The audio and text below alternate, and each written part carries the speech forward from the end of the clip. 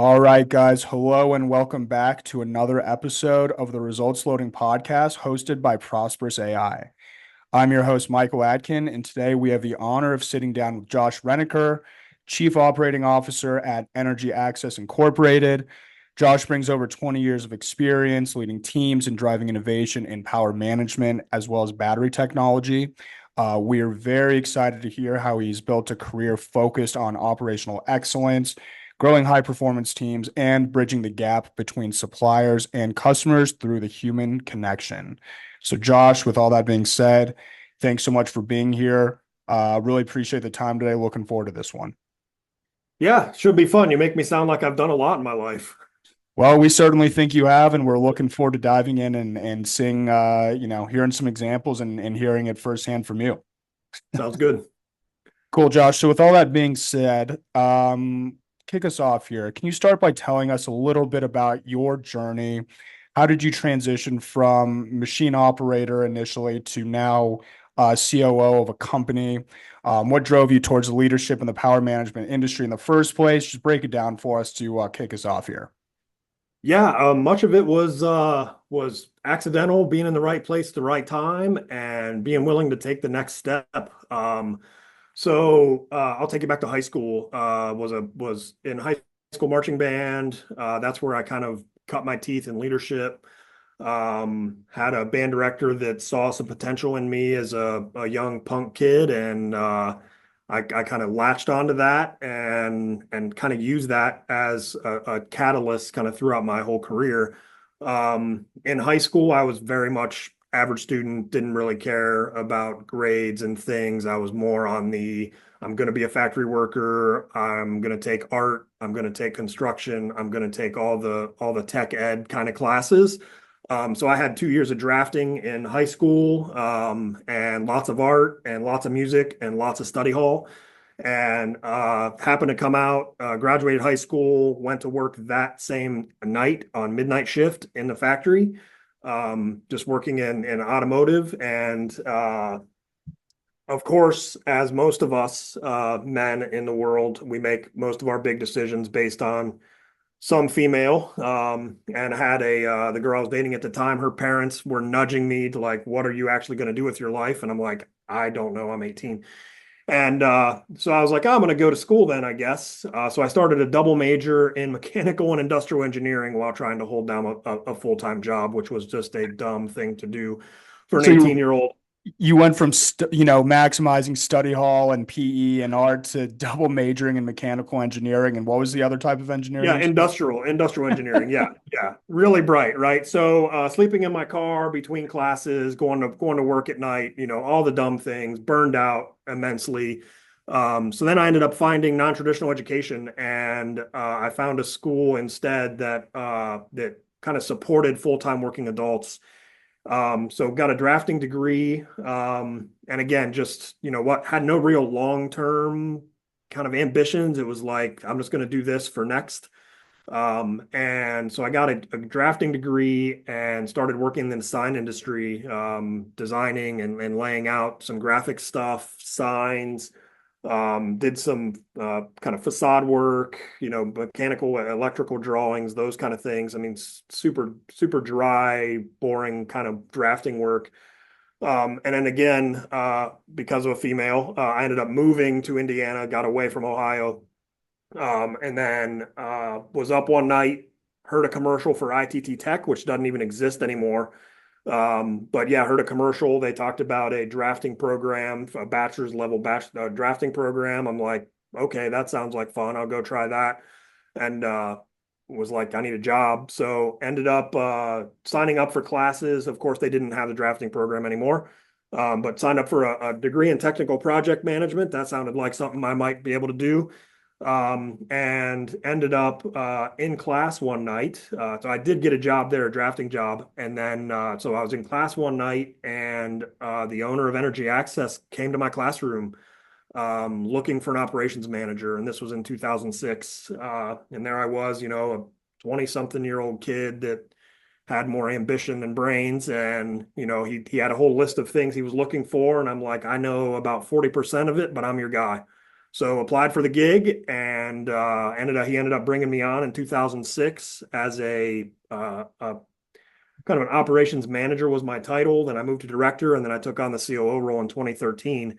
And in that time, I ended up going back to school again. While all my schooling was pretty much done while working full time, and then went back and earned my MBA just before I took on the COO role. So it was all just kind of a natural progression. Didn't have a main plan. It was like, this sounds like a good next, so I'm going to focus on next, and that's kind of the story of my path and how I landed here today. So from green kid in school trying to figure it out to COO in 7 years, it sounds like Yes, 2006 to yeah, 13 is all it took you. that's pretty much, yeah. And I came in a time in this organization, they were going through some transition. The company had started in '98. They had some transitional stuff going on, and they needed somebody to come in and just kind of wrap their arms around the organization, and focus on the operation, right? And figure out the supply chain pieces, figure out how to build our own production. They wanted to be ISO certified. So I was like, I'm going to learn how to do all that and just make it happen. So that's kind of what I did. I came in and there were really no processes in place, but I'd grown up enough in manufacturing that I was like, I kind of knew where pain points ended up on the factory floor, right? So my focus was always like, what kind of processes can I build to make sure that what's being said in the boardroom is actually what's happening on the floor, right? And try to eliminate all the messy middle that's in between there where things get lost. So that's always kind of been my approach. So it was like, sitting in the boardroom with my feet in on the shop floor, right? That's kind of the way I approached it. So it was like, decisions are being made, and the whole time in my head is like, how's this going to impact an operator? How's it going to impact an assembler? How's it going to impact the person loading the truck? So that's kind of been my approach from the ground up, and I built it from a blue collar perspective, and it just works. That's incredible because oftentimes what happens and what is discussed in the boardroom rarely makes it to the physical execution of a plan or a project or a transition. And so I kind of want to go back to something you said real quick, and then we can circle back to, your day to day and getting the execution actually done, which is probably very, very enlightening and refreshing for a company like Energy Access, because a lot of times, like as you and I can probably agree, a lot of things can be said in the boardroom and the decision making and the planning, but does it actually get done at that level?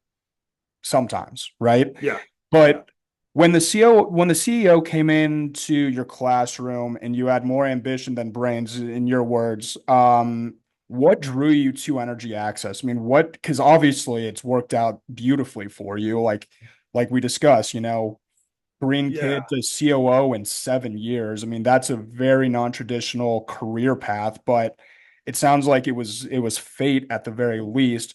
What drew you to what he, and by the way, what did he come in and what was he discussing? And then what kind of made you think, you know what, I need to go and talk to this guy. I need to get in with him like today. How did that all come to play? Yeah, that's a good question. So I had full-time work at the time, working as a draftsman. I was working in quality control. And what sparked me was he talked about wanting somebody to own the position. He wanted somebody to come in and own their work. And I think that is probably the language that triggered me the most. Um, because I was like, this could be an opportunity for me to make something mine and make it the way that I would do it. And that's exactly what happened, right? I came in, and once I started to kind of dissect what they did, and again, when I came in, I'd never worked in batteries or power or electronics or anything like that. I came up through automotive building mechanical parts on a machine, and then, came up through the sign industry where things need to be the right color. For a colorblind guy, that was a bit of a challenge, but that's kind of where I cut my teeth. And then, coming in here, in my interview, I'm like, look, I know nothing about electronics. I know nothing about half of the stuff that's on this list. I'm like, but the stuff I do know, I have some pretty good ideas on how I want to implement things, and I understand process, and I understand how to take something that's complex and make it simple and make the outputs make sense. So I think, yeah, that it was that autonomy piece, right? It was that ownership, and it seemed that he was going to show me what he had and then get out of my way. And so I took a chance on that, and that's kind of exactly what happened. Is he recognized, the CEO here recognized that he was not the manager, he was not the one that was going to build the processes out. He'd much rather, he's an engineer, right? He wants to build things. So the messy middle is just noise to him. So he doesn't want to mess with that. So we almost complement each other perfectly, because I don't want to build or design battery chargers, right? I want to figure out how to make them and figure out how we can turn it into money. So actually we complement each other really well. And I think that's probably the piece, is like he saw in himself that he wasn't the guy to do it. And he wanted to have trust in somebody that he could back away and hand him the reins, and he could go off and do what he wants to do. So yeah, I think it was that autonomy piece that really pulled the trigger. Right. And then obviously the ambition element as well. I mean, because it's like he could have probably found someone who knew more, but a lot of times at that level, they're looking for somebody with some serious ambition and some enthusiasm who they can trust and they can see in you. Hey, I don't know everything right now, but check on me in 6 months to a year, and I guarantee you I will learn as much as I possibly can, as well as go and implement it. I'm already sleeping in my car. I'm already, working a full-time job, full class load. Like, let me at him at this, and I'll show you how well I can kind of, perform in this kind of environment if you just give me the chance, right? That goes a long way, whether it's today or, X amount of years ago in 2006. That Yeah, still holds a yeah, lot of and water, right? and it's interesting because I mean, you look back, and I mean, should he have given me the role? Hell no, right? I mean, I was way underqualified for what he was actually looking for, because he honestly didn't really have a grasp on what he needed, and It was for you to it go just, figure it out. He needed yeah, someone it to just figure out what happened to he be. needed. Yeah, it just happened to be the right mix and the right. I mean, I just happened to be the right guy. I happened to be the right applicant at the right time, and I was cheap, right? Because I mean, I had Sure. an associate's degree at the time. I was, mid-20s, and like, hey, I just need a job, and if I can have fun doing it, I'm gonna sign up and do that. Um, so yeah, I mean, he was probably bargain shopping, which is why he was at ITT Tech looking for an operations manager. But I think the bargain worked out, and now we're off to the races. But yeah, it was just a such an interesting culmination of, should he have? Probably not. Is he glad he did? Hell yeah, he's glad he did at this point, right? I mean, I've been here now almost 20 years, right? So yeah, it's just an interesting journey, and I still have the list that he brought into my classroom almost 20 years ago. And was that the last night, once you got the job, was that the last time you were at ITT Tech? You mean you got into energy access, and did you call it a day right then and there? Or did you finish up the semester? Oh no, no, no. I didn't change at all. I actually started as a contractor here. So I was working full time at my full time job, contracting for energy access, and then going to class at night. Oh, you were Um, doing all three. I was doing all three, You just yeah, added it. for about 6 weeks, and then when I put my notice in, and decided to come on full time, the role switched. So I ended up working full time in energy access, contracting for my previous employer because I still had work that they needed me to do, and then still finishing out my classes at night. So yeah, they brought me on in the middle of 2006, and I ended up getting my bachelor's degree in March of '07. So I mean, yeah, I finished out the degree and kept moving forward. Good for you. Yeah, no, and um no, it's really a fantastic story because you hear them a lot. It's almost cliche. It isn't quite, because every story like this is, has its own level of uniqueness, of course. But you mentioned, should he have hired you? Like, by all rights, no. But is he glad he did now? Yes. And I don't disagree in the aspect of should he have hired me? No. On paper, of course, but I just love those stories of the non-traditional route to someone giving someone an opportunity, not based on what they know today, but what they think their ceiling can be, and they end up being the best employees. You're a perfect example of it. It's been almost 20 years since you've been with the company now. Is the CEO still there as well? Oh yeah, yeah, That he can. he's still the CEO. He's I mean, it's a interesting relationship now because I mean now he can focus almost solely on engineering products, and much of the admin and management of the organization is on my shoulders. So he, like I said, he recognized early on that he's not the guy to build it, and now that I've built it, he's like, just go and do your thing. So he mostly stays in his lab and make sure that we have products that are on the edge of cutting edge that we can go out and sell, which is where he needs to be, right? That's where he brings the most value. So yeah, I mean he's still CEO, he still owns the organization. His wife is right here with him, and I'm here to support what he wants to do with the business. So that is my role. And so initially you were contracting, and then I think you mentioned you went into an operations manager role right away. Mhm. Is that correct? Yeah. And then Yep. director, and then COO. And that was Yeah. yeah, COO in 7 short years. So I know you and I wanted to, I want to dive into that a little bit deeper and that unique path to getting to the COO level. As you and I discussed before the podcast, there's no clear cut path. There's no traditional way. COO is really unique in that level.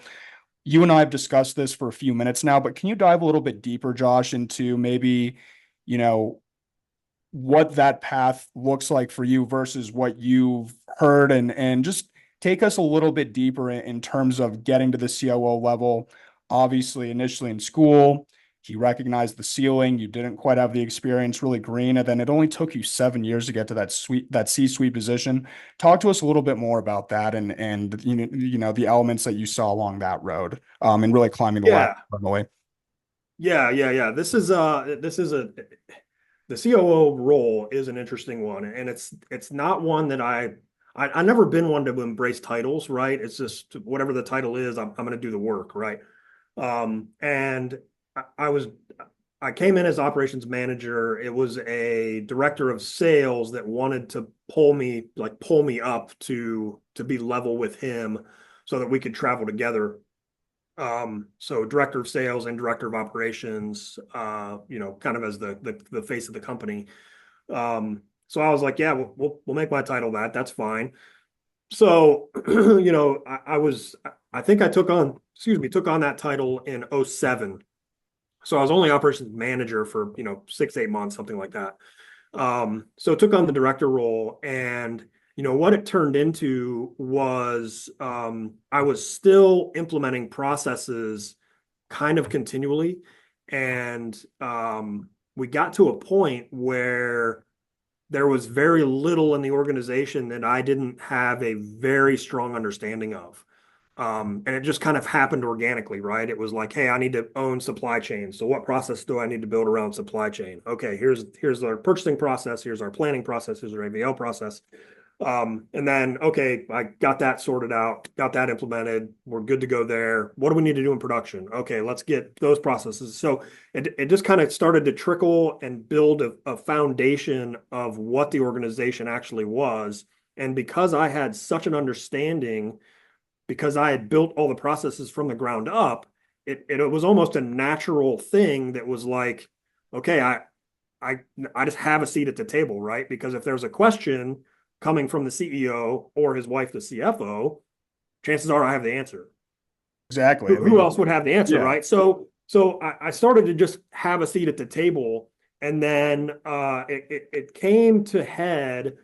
Um, it actually came to head because of the sales director. He was pushing a bit that the organization was missing real strong leadership and didn't really have a rudder to steer the ship is always the analogy that he used. And it happened to be me and the CEO sitting around one night, and he's like, "Yeah, I'm getting a lot of pressure from the sales director. He really wants me to step out front and do things." And he's like, "I'm not sure that I want to do that." And I'm like, hey guy, I'm like, hey, I'm right here. Like I can do that, but I need the C role, right? I need to be in the C-suite somewhere in order for me to do that. So I can make those Um, types of decisions on my own. If you guys need exactly. some Yep. guidance and someone to be making those decisions, I need the title. Otherwise, Exactly. Yeah. not Yeah. that people respect the title. I mean, obviously they do, but the Yeah. person first, the title second, it still matters, right? Exactly. Yeah. So it was more of a like, this is the next natural progression for what I need to do to lead the organization. So then we were like, well, what title is that? And I'm like, I don't know. What one makes sense? They're like, well, you're operations guy, so maybe COO makes sense. I'm like, okay, yeah, that's fine. And to go back to kind of the origin of the question, there is no clear path to become a COO, right? It's not like the CFO role. It's not like the CEO role. The COO role in every organization is vastly different. And I know that for a fact because of my participation with the COO Forum. So the COO Forum is a professional development organization specifically tailored for second in command for COOs.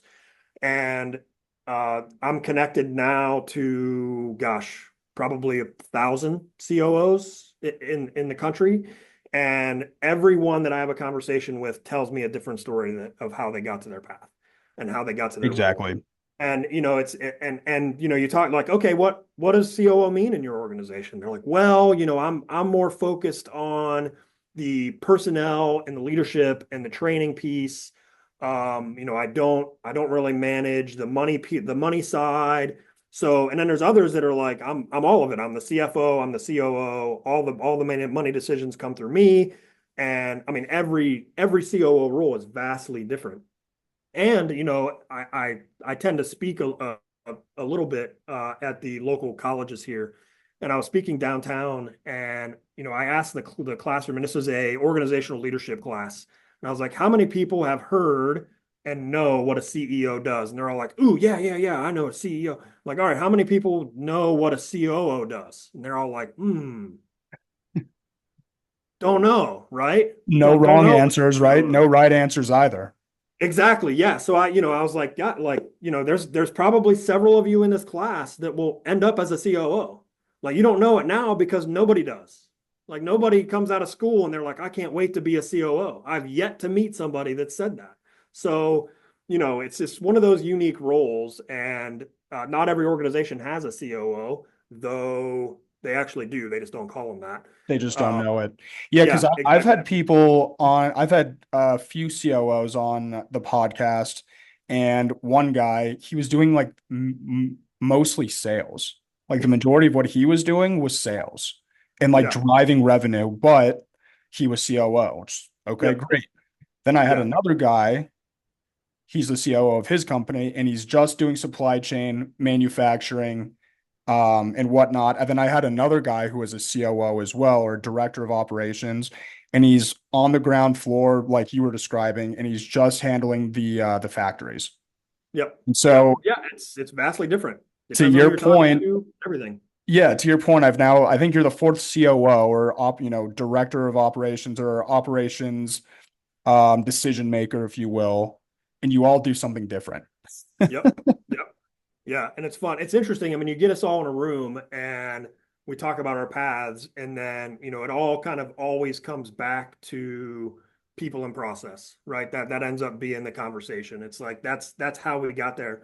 And really the superpower that I believe every COO, every good COO has is that ability to see the forest and the trees. That's the analogy I like to use, right? So we have to be able to zoom in and out in real time all the time and understand how we can zoom in, take care of this one little problem, zoom right back out, understand how we fix that and how that impacts the rest of the forest, right? And that's the trait that I see across the board in every strong COO that I've met. 100%. No, that makes perfect sense. And especially with your approach and what your day-to-day is, Josh, because you're sitting in boardrooms and you're directly associating with the CEO. Often I know he's in the lab a lot of the times these days and he's just building, especially since you guys are 20 plus years in. But at the same time, you're on the floor with the actual, what do you want to call them? Factory employees, people Yeah, underneath assemblers, you, right? Front line. assemblers, and ensuring that what's actually discussed is being executed.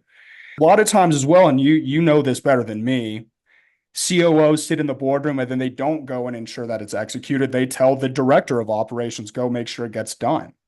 But Yeah. you are like sitting in there physically and not only receiving the information at the boardroom level, but you're actually executing on the ground floor too. Yeah, I mean, I'm too damn blue collar to not do that, right? I mean, I have to get on the factory floor. I have to see it with my own eyes. And honestly, I do the same thing. I mean, I manage our supply chain, right? And when I go and we do leverage some contract manufacturing overseas in Southeast Asia. And I've probably been in 100 at least factories in China alone. And Okay. they always want to take me to the conference room so they can show me what they do. I'm like, we can go to the conference room. That's fine. I want to put my stuff down and then I want to go to the floor Take me to the because that floor. is where that's like all I need is I'm a management at a glance guy, right? So like take me to the floor, let me walk through, and I'll know probably within 8 seconds if you're going to align with us and we're going to do business. It's really that simple. So, whenever when we are in a situation where we're making some big decisions or we're pivoting or we're doing something that's going to impact everybody. I mean, my next steps are straight to the factory floor because I want to understand how does this really impact it, right? Because I can sit here in my office and think like, oh yeah, I could see that, but it's just different being on the factory floor because it's almost like the persona of the types of decisions that go through my mind or the types of ideas that go through my mind change based on where my feet are. And if I'm standing in the factory floor and seeing things happening, my mindset is different than if I'm in my office or if I'm in our conference room or if I'm in the CEO's office, right? So, I got to get there because that's my comfort zone. That's where I grew up. That's where I cut my teeth.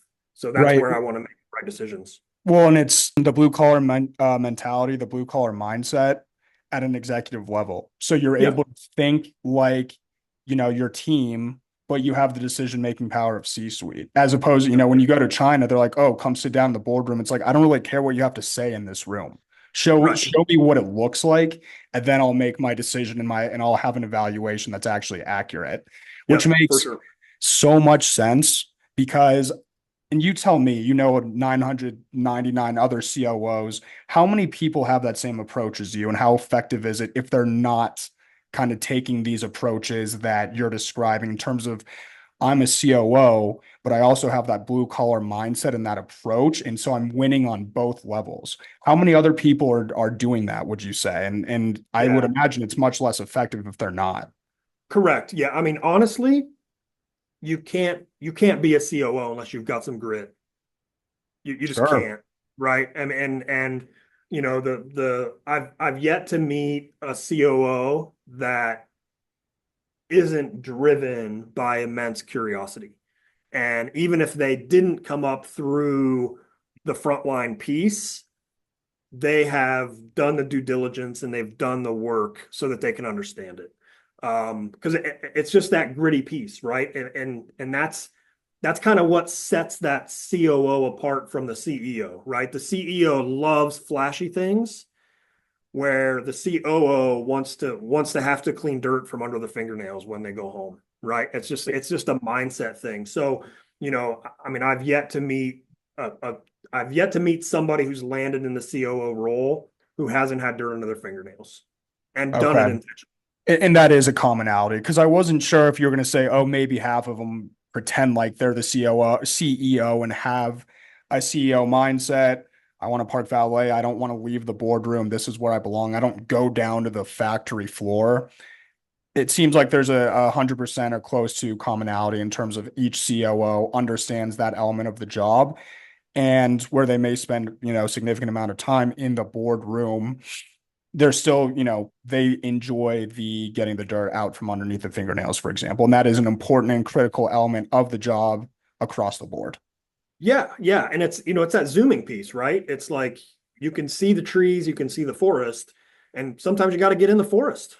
Sure. And there's just that acceptance that, like, yeah, half my work is in the forest, man, where I'm dodging squirrels. And, the CEO's out chasing squirrels. I'm dodging them, and I'm making sure that they're not tripping people. But yeah, I mean, that's definitely the mentality. And it does go to just that grit that it takes to be able to execute, decide, execute again, decide, execute again, decide, execute again, right? Because not everybody has that grit, and COOs do. We just do. You just do. One thing about how impactful and the effectiveness of that approach and that mindset when it comes to your leadership as well. And the guys working underneath you see you on the floor with them as opposed to just telling them and then disappearing. Like you're standing right there physically next to them. I mean, how much of a positive impact have you seen in terms of productivity and efficiency, as well as like developing, great teams because of that, we keep going to that blue collar mindset or that blue collar mentality. How effective has that been in getting positive responses from your team in terms of taking on projects and whatnot? Yeah, I mean it's huge, right? Because I mean, getting buy-in for big decisions, getting buy-in for big change, um, relatability goes a long way for that sticking, right? So, the folks here they know my path, they know my history, they know that the work that they're doing, I designed it in some way. So, when I go in and the phrase I use a lot on the floor when I'm there is let's learn this together. And I Together. mean, the number of times that they're like, oh, hey, I had this idea. I'm like, awesome. Like, show me, right? Teach me. Because if you can teach me, then and I believe, right? So, so much of it is like, even if I have some big change that we're implementing, um, it's definitely, I can't say that I've ever gone out and like, okay, guys, here's what we're doing, right? It's always, hey, these ideas came up. Here's what we're thinking. Would love to hear your What feedback. do What we do you guys think? think? What do you think we want to do? And then somebody's like, I think this. I'm like, ooh, hadn't thought of that. Say more words. I want to hear more. Because then it turns into something that's like, the idea may have come out of a conversation in a hotel bar, but the real execution happens when you walk in, you throw something on the table, and everybody wants a piece of it, right? Because that changes the mentality. Because then it's like it creates an environment where everybody feels that they can throw anything on the table. Right. Because then you're going to get things that come at you, and you get things where it's like, hey, do you have a minute? Hell yeah, I have a minute. What do you have? What's on your mind? Right. And that it just changes the environment there. Then people are excited for change because they're like, hey, this change worked and it was mine. Right. And that changes everything. Because then you get that, you get other people or new people hearing that come out of people who've been here a while, right? That's like, hey, this thing that we're doing, like that was my idea. Like, wait, you had an idea and it actually got implemented? Like, yeah, it kind of happens all the time around here. Josh just wants to learn. Like, oh my gosh, that's huge, right? And then it's like another Josh Renicker Genesis story as well, like giving someone else an opportunity to Yeah. perform above their level at that time. And then who knows? I mean, someone that you're working with on the team, I mean, they could, hell, maybe they've come from an environment when it's frowned upon to speak out of place and they haven't been given those opportunities. And then you come in, they start working for you at Energy Access, you create an environment, you say, hey guys, like this is what we have going on. Like, what are our thoughts? Then all of a sudden, someone realizes that they have more potential than they ever realized because they are always been shut down. And boom, we got another Josh Renicker story on our hands, which is obviously super positive. And like in terms of growth, development, learning, all of it. It's like you're passing it down in a way, which is huge because a lot of managers will, the team is successful, managers take credit. Yep, there's a lot of bad managers out there, but there's a lot of great ones, a lot of whom are on this podcast, including for you, of sure. course. And Appreciate so creating the environment that it's like, speak up, tell me what your thoughts are, like say more words. It's like, you know what, that it's kind of like, you hear the villain origin story. It's kind of like a Josh Renicker origin story at that point, and they realize, hey, like I may be onto something here. Let's develop this, and you're creating that that. environment for them, which is huge. Yeah, and it's there's a phrase that I pulled out of the Stephen Covey Seven Habits of Highly Effective People. Oh yeah, The one that sticks with me the most is you can't be efficient with people, right? And the number of times that I find myself like just listening, and it's like, yeah, that conversation took 20 minutes when I had two to give. But the power that that has for that person to feel empowered and heard changes their whole mindset. Then tomorrow they come in excited about their work. And then the next day they come in excited about an idea they have about their work. And then the next day they come in excited about something they want to change about their work that more aligns with them. Then they take ownership in their work. And then they start leading other people. And then they graduate from here, right? And they come to me and they're like, hey, I've kind of plateaued. Like, yeah, I see that because we're not growing as fast as you are. So let's find you what's next for you. And that becomes super rewarding for me. And I'm not one generally to focus on retention. I mean, we have retention. Retention is not an issue for us because people just stay and they want to learn more. But we've had some folks come in on a super fast path, and I'm like, if we get them for 18 months, like I'm happy for their 18 months that they're here, and I want to help them launch, right? And we'll park the ship and we'll bring in somebody else that we can put on the same path. So that's just kind of been my mindset all the time. I don't have massive heartbreak when somebody is ready to move on because we're not for everybody, and we're certainly not for everybody forever. And if you don't have that as an accept, because I mean, I almost view retention sometimes as a limiting thing, right? It's like, hey, we're going to keep this person in their box and keep them happy in their box. I'm like, the hell with that, man. I want people breaking boxes down and be happy doing that. And if they break a box down and they find that they don't fit here anymore, let's find them a place they fit. Because I right. want I want people to keep growing. Well, then developing people, we're not just developing employees, we're developing people. And For sure. like you said, opening that box, letting them understand what their ceilings are by setting the table and creating an environment for them to do so. For sure. Because a lot of companies are really limiting in what you can do and where your ceiling is.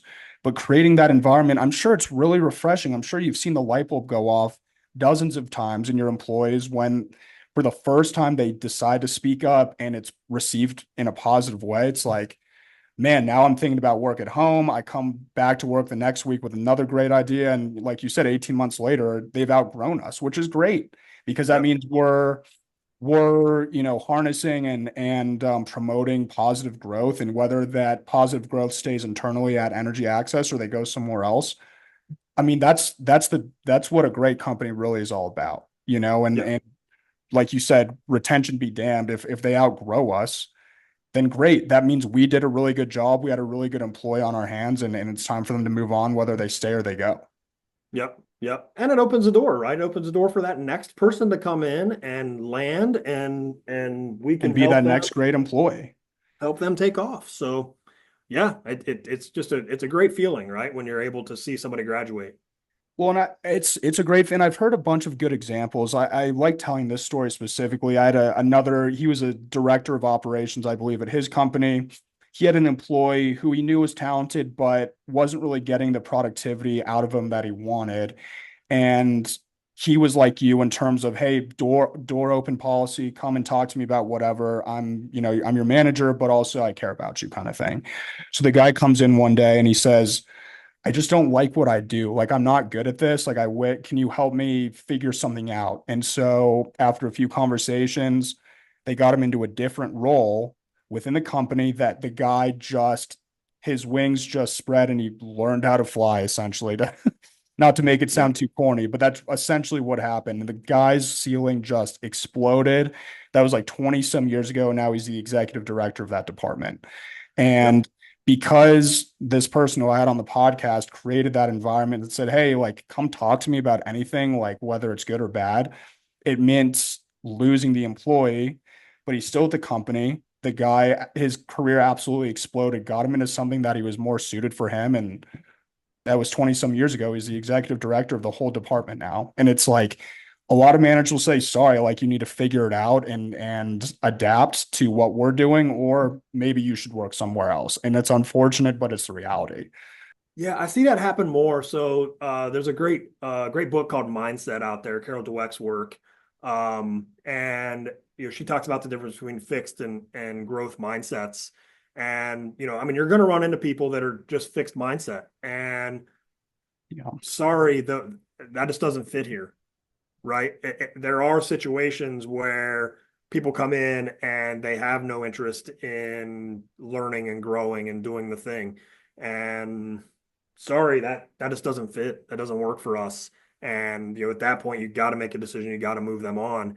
But I mean, the people that come in with growth mindset and keep curiosity high on their radar, the sky's the limit, man. You can just Yeah. you can ride their coattails, right? And that's the way I look at it. It's them not riding my coattails by any means. It's me riding theirs because I want to understand where can they pull, where are their strengths, so that I can just be there to knock barriers down. That's what I want to do for them. Yeah, you're like the coach. Like you got to set the lineup in a way that everyone's going to be successful. If you got like a guy who's better at pitching, playing right field, it may not work out for you, and you got to identify that, Yeah, right? for sure, for sure. Josh, so I want to switch gears a little bit here. Obviously a hot topic in the industry, as you know, and the emergence of technology and the innovation that we've seen, especially the last few years, and revolutionary at the AI level, of course. You've worked extensively in operations, procurement, quality management, everything we just discussed. How is technology impacting these areas? Obviously, you're figured out an effective way of managing your people and making sure that productivity and efficiency is maximized. But how are we doing that in terms of technology and utilizing and harnessing that to really streamline those processes that technology can help with as well? Sure. Yeah. So I mean, we are currently in the process of implementing a more aligned ERP that is going to align much of what we do manually. I mean, we're a small business manufacturer, so we haven't really been able to leverage automation as much as I'd like. But we're in the process of implementing some new processes that will kind of close those gaps. Um, a couple more fascinating things in regards to the innovation piece. The pandemic certainly shed some light on places that we needed to improve. Just globally, I would say. So, we went from pandemic, everything shutting down, directly into supply chain issues. Those were kind of the two main hot topics over the last, 4+ years. And, it's interesting to start looking at the root cause of what really caused a lot of the supply chain issues. And much of it was laziness leading up through 2019 and people relying too much on systems that weren't smart enough to make the right decision.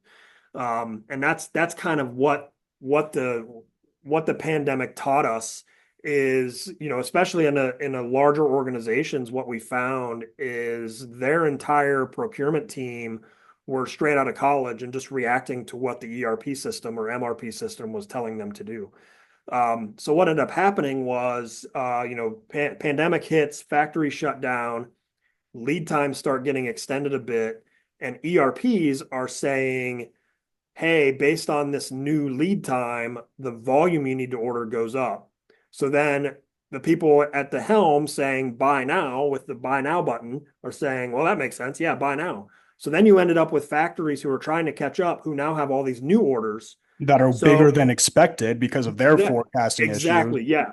Yeah. So, the pandemic really taught us that the systems that are in place are great when things are running smoothly, but all it takes is one event and then things go really awry really quickly.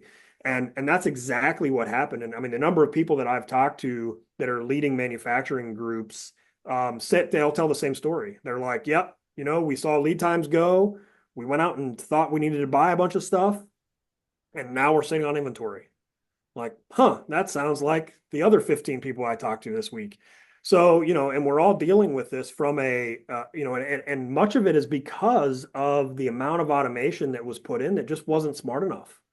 Now with with some of the newer AI, I mean, AI has been around for decades now, but some of the newer AI tools that are out there, and some of the implementations that are happening to smarten up some of the systems that are already in place, I believe they're going to make the right impact.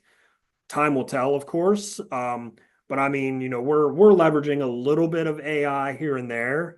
I mean, in power management and those kind of things, it's more about machine learning and use learning, understanding how the user is going to use the device, and then profiling the battery charging methodology around that. Those kind of things have been happening in the laptop world for a while. But it's those kind of things that we're starting to see more at the device level and in commercial products and in medical products, as things are just getting, a little bit smarter to make them so that they last a little bit longer. And if we can get some good decisions being made, then a lot of this stuff will kind of smooth itself out and be ready for the next pandemic to show us shed a new spotlight on a new issue. Right. Or the next hurricane or weather Yeah, event whatever it or, is. Yep. or whatever. But yeah, no, and I think you're exactly right. I mean, there's so many insights in our company data that haven't previously been harnessed or utilized correctly. Obviously data scientists exist, but to go and sift through, 40,000 line items of Excel sheets takes them several weeks. And then by the time they get you those insights, it's old news already. Yep. So I think with AI and utilizing like semantic layers, for example, you're able to get those insights instantly. You're able to understand what your business intelligence and your data is telling you in real time. And then on the supply chain front, predictive analytics, Yep, right? for And sure. and like to your point, the automation part, understanding, hey, we're coming into Q4, bad weather in the Northeast. Maybe we should start utilizing factories in a different region of the country. For example, we can expect delays, for example. But I think those little insights maybe don't sound like huge and monumentous at this time. But when it comes to the difference of 4 weeks in lead times, which obviously longer lead times equate to higher costs, et cetera, some of those predictive analytics coming out of, really understanding your data is going to be huge, especially in the supply chain industry. I think it's one of my favorite picks in terms of industries that'll have the most positive impact is what it seems like to me. Yeah, and I mean with Industry 4.0 picking up steam and lights out manufacturing picking up steam, I believe before too long here we will have an industry that has a full network of connected factories that go from raw materials to finished goods with no human input. Everything is being taken care of through AI data analytics, understanding delivery times, transportation, packaging, delivery, all the things that are going to happen. But it's going to take some factories breaking down some barriers and being willing to open their doors to, because it really is the main barrier is that gap between inputs and outputs, right? So you have factory A who's building whatever widget, it leaves that factory. Is it ready for the input that it is leading into at the next factory, right? What is that gap? Because as that gap closes down, now we can have true just-in-time manufacturing. We can have true seamless factory-to-factory supply chain working. But it's going to take some pride being set aside and some people being willing to take a chance, and then or it'll take somebody who's already vertically integrated to make it happen. Yeah. But I think that'll be a fascinating thing to follow is who will be the first to see that can work and how it can work, and to prove where those barriers actually are today. Yeah, got to take those leaps of faith in order to get the revolutionary impact and change that are, non-traditional, of course. So I'll be keeping an eye on it myself, Josh. And last question before I let you go here, and we just talked about innovation a lot. But moving forward, where do you see the biggest opportunities for innovation in the next 5 to 10 years? Do you think it's going to be on that technological AI front, or do you see other trends coming into play that are going to be, you know, shaping up a different look for this industry in, like I said, the next 5 years to a decade? Yeah, I mean, I think I see two things, right? I mean, the massive evolvements that we've seen in the EV world, in the electric vehicles, seeing more automation, seeing, auto drive, seeing, even man-driven cars, just the automation that's being put in lane control and adaptive cruise control. And, so I could see what I foresee is some massive improvements in the sensor technology that will allow for automation that's unheard of today. So I think that's probably the market that I will be following the most is what are sensors actually able to do, and what does that mean? Because I mean I think as we start to see not just in the EV front, which I mean, Tesla obviously is out front when it comes to I mean, and X being able to land a damn rocket. But I mean, Yeah, that it's was that crazy. sensor piece, right? That is really the driver, because once we get sensors that can see that that's a dog and not a pile of trash, that can see that it's a train and not a semi truck. It's kind of just that one step forward starts to open a whole new opportunistic market. And I can imagine a time. I mean, there wasn't that long ago that this device seemed completely unrealistic, right? That a phone seemed something that was completely unrealistic. Like there's no way we're going to have computers in our pockets. It wasn't that damn long ago. So what is 20 years from now? Who knows? It could be anything. Right. No, I couldn't agree more. I remember when I was at Microsoft, I was helping companies adopt the cloud who were on the on-prem servers, for example. And this was only a few years ago, and the resistance I got was just insane. I couldn't believe it because I remember when the cloud became relevant, 15 years ago or whatever it was, everyone was like, what is this? Is there like actually a cloud up there and it stores my photos? Like we're not sure. And now it's just mainstream. So I think you're right. And like AI and like the technological innovation that we're seeing with sensors, AI, everything that SpaceX is doing and everything in between, seems so foreign and just ridiculous right now. But to your point, in 10 years, it could just be our new normal, and then we'll adapt and go from there. Just like our technology history has gone, servers, cloud was crazy, AI is crazy. Who knows what's going to be next? But eventually, it will make its way into the mainstream as it always does, and it'll be adopted slowly but surely. But ultimately for the good, right? Yep. We hope so. We hope it's for good. Fantastic, Josh. Well, hey, thanks so much for joining us on the Results Loading podcast. This has been an excellent conversation, really insightful. Congrats on all the success, by the way. I love your story. Really untraditional, which is what we really enjoy hearing about, but the result is the same. And thanks for speaking to some of these, topics of discussion and providing these insights has been super valuable. Yeah, thanks for having me. This has been a fun chat.